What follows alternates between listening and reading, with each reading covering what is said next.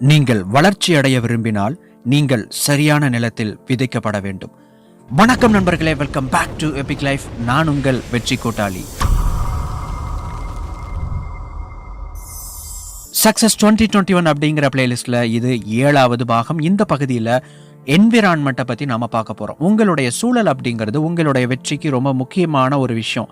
ஏன் அப்படின்னா உங்களுடைய என்விரான்மெண்ட், உங்களுடைய சரௌண்டிங் உங்களை கண்ட்ரோல் பண்ணுது, உங்களை இன்ஃப்ளூயன்ஸ் பண்ணுது அப்படின்னு சொல்லலாம். இந்த வீடியோவில் 5 முக்கியமான என்விரான்மெண்ட்டை பற்றின ஐடியாஸை நீங்கள் தெரிஞ்சுக்க போகிறீங்க. நீங்கள் உங்கள் சூழலில் முதன்மையானவராக எப்பொழுதும் இருக்கிறீர்களா?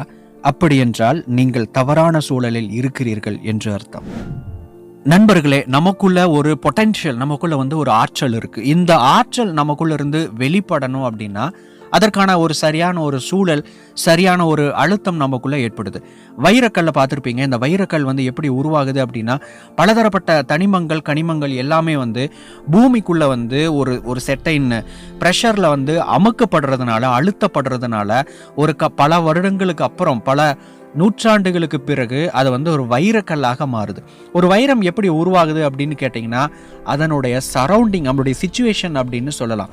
ஸோ அதே மாதிரி தான் உங்களுக்குள்ள இருக்கக்கூடிய ஒரு ஆற்றல் வெளிப்படணும் அப்படின்னா உங்களுக்கு சரியான ஒரு சூழல் இருக்கிறது ரொம்ப முக்கியம். பொதுவாக நான் எப்போவுமே நான் இருக்கக்கூடிய என்னுடைய ஏரியாவில், என்னுடைய ஃபீல்டில், என்னுடைய இண்டஸ்ட்ரியில் நான் எப்போவுமே டாப்பில் தான் இருக்கிறேன் அப்படின்னா உங்களுக்குள்ள இருக்கக்கூடிய அந்த ஆற்றல் ஒரு அளவு வரைக்கும் வளர்ந்துட்டு அதுக்கப்புறம் வளர்ச்சி அடையலை அப்படின்னு அர்த்தம். நம்ம எப்போவுமே நம்பர் 1 இருக்கிறோம், நம்ம எப்போவுமே சேலஞ்சஸை ஃபேஸ் பண்ணுறதே இல்லை அப்படின்னா நம்முடைய பொட்டென்ஷியல், நம்முடைய ஆற்றல் வளர்ச்சி அடைவதை நிறுத்தி கொண்டது அப்படின்னு அர்த்தம். ஒரு கிளாஸ் ரூமை கற்பனை பண்ணிக்கோங்க. அந்த கிளாஸ் ரூமில் 99 புவர் ஸ்டூடெண்ட் இருக்கிறாங்க. அதாவது சரியாக படிக்காத 99 மாணவர்கள் இருக்கிறாங்க. அதில் ஒரு ஆவரேஜ் ஸ்டூடெண்ட்டை கொண்டு போய் விட்டோம் அப்படின்னா அந்த கிளாஸ் ரூமில் அந்த ஆவரேஜ் ஸ்டூடெண்ட் தான் பெஸ்ட் ஸ்டூடெண்ட்டாக இருப்பான், ஃபர்ஸ்ட் ஸ்டூடெண்ட்டாக இருப்பான், ரேங்க் எடுக்கக்கூடிய ஒரு ஸ்டூடெண்ட்டாக இருப்பான். ஆனால் இவன் தான் இருக்கிறதுலையே பெஸ்ட்டான ஒரு ஸ்டூடெண்ட்டா அப்படின்னு கேட்டிங்கன்னா இல்லை. அந்த சூழலில், அந்த கிளாஸ் ரூமில் அவன் டாப்பில் இருக்கிறான். ஸோ நம்ம எப்போவுமே டாப்பில் இருக்கிறோம் அப்படின்னா நமக்கு காம்படிஷன், போட்டிகள் இல்லை, நமக்கு சவால்கள் இல்லை அப்படின்னா நாம் ஒரு தவறான ஒரு இடத்துல இருக்கிறோம் அப்படின்னு அர்த்தம்.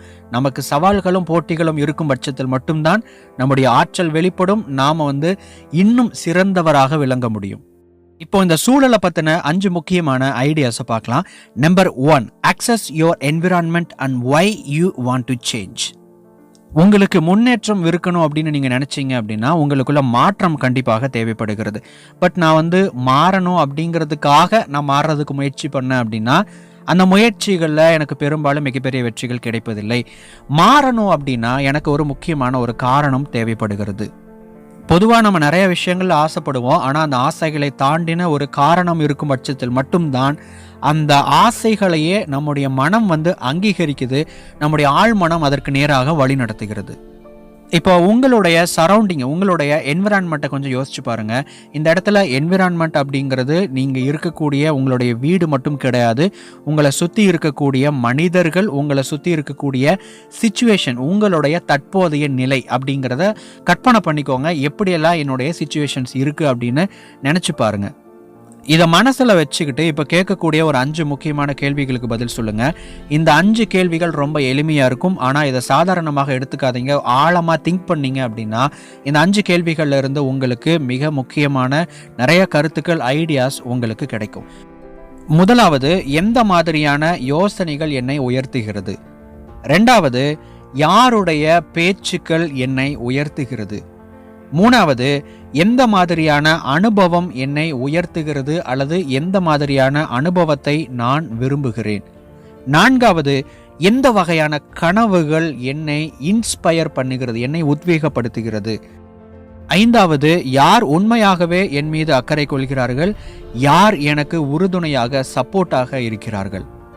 உங்களுடைய தற்போதைய நிலை மற்றும் உங்களை சுற்றி இருக்கக்கூடிய மனிதர்களுக்கு இந்த 5 கேள்விகளை டெடிகேட் பண்ணீங்க, இதை ஒப்பிட்டு பார்த்தீங்க அப்படின்னா உங்களுக்கு ஒரு சில ஐடியாஸ் கிடைக்கும். நீங்கள் இருக்கிற என்விரான்மெண்ட் சரியான என்விரான்மெண்ட் தானா? உங்களுடைய வெற்றிக்கு, உங்களுக்குள்ள இருக்கக்கூடிய பொட்டன்ஷியலை வெளிப்படுத்துறதுக்கு இந்த என்விரான்மெண்ட் சப்போர்ட்டிவாக இருக்கா அப்படிங்கிறத இந்த கேள்விகளை வச்சு நீங்கள் பொருத்தி பார்த்துக்கோங்க. ஒரு இரும்பை நெருப்பில் இட்டால் மட்டுமே ஒரு கூர்மையான கத்தியாக மாற்ற இயலும். Number 2, change who you spend your time with. யாரோடு நீங்கள் அதிகமாக நேரம் செலவிடுறீங்களோ அதை மாற்றுங்க. பொதுவாக நம்ம எல்லாருக்குமே நம்முடைய நேரத்தை அதிகமாக எடுத்துக்கொள்ளக்கூடிய, திருடக்கூடிய, நம்முடைய டைமை வேஸ்ட் பண்ணக்கூடிய அல்லது நமக்கு உபயோகமே இல்லாத நெகட்டிவிட்டியை பரப்பக்கூடிய மனிதர்கள் கண்டிப்பாக எல்லாரு கூடவும் இருப்பாங்க. அப்படிப்பட்ட மனிதர்களுடைய வார்த்தைகள் அதிகமாக கேட்கும்போது, அவங்களுடைய இன்ஃப்ளூயன்ஸ் நமக்கு அதிகமாக இருக்கும்போது, நம்முடைய வாழ்க்கையில் முன்னேறுவதற்கான வாய்ப்புகளை நம்ம பார்க்காமையே போயிடுவோம். பொதுவாக மக்களை பொறுத்தவரைக்கும் 2 விதமாக பிரிச்சுக்கோங்க. நீங்கள் டெவலப் ஆகணும் அப்படின்னு நினச்சிங்க அப்படின்னா, முதலாவது க்ரோத் மைண்டட் பீப்புள் அப்படின்னு எடுத்துக்கலாம். அதாவது நான் முன்னேறணும், நான் நல்ல ஒரு பிஸ்னஸ் பண்ணணும், நான் ஏதாவது சாதிக்கணும், நான் நிறைய விஷயங்கள் கற்றுக்கணும், நான் வளர்ச்சி அடையணும் அப்படின்னு சொல்லிட்டு ஆக்கப்பூர்வமான சிந்தனை இருக்கக்கூடிய மனிதர்களோடு பழகுங்க. 2வது அக்கௌண்டபிலிட்டி பார்ட்னர். அக்கௌண்டபிலிட்டி அப்படின்னா உங்களுடைய முன்னேற்றத்திற்கு அவங்க நீ என்ன பண்ணிக்கிட்டு இருக்கிற, நீ டெவலப் பண்ணுறியா, எப்படி போயிட்டு இருக்குது அப்படின்னு சொல்லிட்டு உங்களுடைய வெற்றியின் மீது, உங்களுடைய வளர்ச்சியின் மீது அக்கறை கொண்ட மனிதர்கள் அப்படின்னு எடுத்துக்கலாம். இன்னொரு விதத்தில் யாராவது உங்களுக்கு உங்களுடைய வளர்ச்சியில் நீங்கள் டெவலப் ஆகிறதுக்கு சப்போர்ட் பண்ணுற மாதிரியான மனிதர்கள் இருந்தாங்க அப்படின்னா அவங்களையும் இந்த கேட்டகரிக்குள்ள எடுத்துக்கலாம். இந்த மாதிரியான மனிதர்களோடு பழக ஆரம்பிங்கள். இந்த மாதிரியான மனிதர்களுடைய நட்பு வட்டாரத்தை பெருக்கிக் கொள்ள முயற்சி செய்யுங்கள். Number 3, challenge your self in your environment. இந்த வீடியோ பார்த்துட்டு இருக்கிற நிறைய பேர் உங்கள் மனசுக்குள்ளே நினைக்கலாம், நீங்கள் சொல்கிற மாதிரியான சப்போர்ட் பண்ணுற மாதிரியான மனிதர்கள் என்கிட்ட இல்லை, என்னை சுற்றி இருக்கிறவங்க நெகட்டிவாக இருக்கிறாங்க, என்னுடைய சிச்சுவேஷன் எனக்கு சப்போர்ட்டிவாக இல்லை அப்படின்னு நீங்கள் சொல்லலாம். இப்படி சொல்கிறவங்களா இருந்தீங்க அப்படின்னா உங்களுக்கானது தான் இந்த 3வது ஐடியா. இந்த சிச்சுவேஷனில் இருந்து நீங்கள் வெளியே வரணும் அப்படிங்கிறதா உங்களுடைய முதன்மையான இலக்காக இருக்கணும். அதற்கு இப்போ ஒரு சில பாயிண்ட்ஸ் பார்க்கலாம். முதலாவது, உங்களுடைய இந்த நிலையில இருந்து வெளியே வர்றதுக்கு இலக்குகளை உருவாக்குங்க. அது உங்களுடைய பொருளாதாரமாக, ஆரோக்கியமாக, உங்களுடைய சரௌண்டிங்காக இருந்துச்சு அப்படின்னா அதிலிருந்து வெளியே வர்றதுக்கு நீங்கள் என்ன பண்ண முடியும்னு சொல்லிட்டு கோல்ஸை செட் பண்ணுங்க. 2வது, லுக் ஃபார் growth ஆப்பர்ச்சுனிட்டி. நீங்கள் வளர்ச்சி அடைவதற்கு ஏதுவான வாய்ப்புகள், வழிகள் ஏதாவது இருக்கிறதா என்று பார்த்து கொண்டே இருங்கள். 3வது, ஒரு சில கேள்விகளுக்கு பதில் சொல்லுங்க. இந்த கேள்விகளை உங்களுடைய மனசுக்குள்ளேயே நீங்க பதில் சொல்லிக்கோங்க. முதலாவது, உங்கள் பலம் என்ன? 2வது, இப்பொழுது நீங்கள் எதை கற்றுக்கொண்டு இருக்கிறீர்கள்? நண்பர்களே, நம்முடைய வாழ்க்கையில எப்பவுமே ஏதாவது ஒரு புது புது விஷயத்தை நம்ம கத்துக்கிட்டு தான் இருக்கிறோம், தெரிஞ்சுக்கிட்டு தான் இருக்கிறோம். ஆனா இதை நீங்க வளர்ச்சிக்கு ஏதுவாக உங்களுடைய கோல்ஸை அச்சீவ் பண்ற மாதிரி நீங்க கத்துக்கல அப்படின்னா உங்களுக்கு தேவையில்லாத நிறைய விஷயத்தை நீங்க கத்துக்கிட்டு இருக்கிறீங்க அப்படின்னு அர்த்தம். உங்களுடைய மூளை, உங்களுடைய மனம் கற்றுக்கொள்வதற்கு ஏதுவானதாகத்தான் அது வடிவமைக்கப்பட்டிருக்கிறது. ஏதாவது ஒரு விஷயத்தை நம்ம கத்துக்கிட்டு தான் இருக்கிறோம். 5 வருஷத்துக்கு முன்னாடி தெரியாத ஒரு விஷயம் இப்போ உங்களுக்கு தெரியுது. ஆனா அந்த தெரிஞ்ச அந்த விஷயம் உங்களுடைய வளர்ச்சிக்கு ஏதுவானதாக இருக்குதா அப்படிங்கிறதான் என்னுடைய கேள்வி. ஸோ நீங்க டெவலப் ஆகிறதுக்கு ஏதுவான விஷயங்களை கற்றுக்கொள்ளுங்கள். 3வது, எனக்கு இப்பொழுது என்ன வேண்டும்? 4வது, நான் கேட்காத, எதிர்பாராத ஒன்று, ஆனால் எனக்கு தேவையான ஒன்று, அது எது? Number 4, create growth environment for others.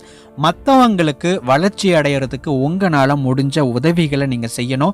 இப்போ நம்ம பார்த்தோம் இல்லைங்களா, மற்ற உங்களுடைய அக்கௌண்டபிலிட்டி பார்ட்னரை நீங்கள் பார்க்கணும், நல்ல மனிதர்களோடு நீங்கள் பழகணும் அப்படின்னு பார்த்தோம். நீங்கள் அந்த மனிதராக, அந்த நபராக மற்றவர்களுக்கு நீங்கள் நடந்து கொள்ளுங்கள்.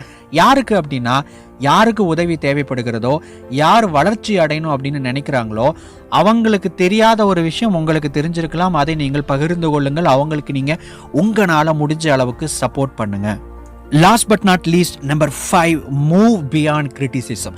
நண்பர்களே, நீங்கள் வளர்ந்து கொண்டிருக்கும் போது உங்களை சுற்றி இருக்கக்கூடிய மனிதர்கள் விமர்சனங்களை சொல்லிக்கொண்டே இருப்பார்கள். நிறைய டைம் பார்த்தீங்கன்னா அது ஒரு நெகட்டிவான ஒரு கிரிட்டிசிசமாக தான் இருக்கும். அந்த மாதிரியான கிரிட்டிசிசத்தை தவிர்த்துட்டு எந்த விமர்சனங்கள் உண்மையாகவே உங்களை வளர்ச்சிக்கு ஏதுவான விஷயங்களை யோசிக்க வைக்குது, சிந்திக்க வைக்குது அப்படின்னு சொல்லிட்டு சரியான விமர்சனங்களை எடுத்துக்கொள்ளுங்கள்.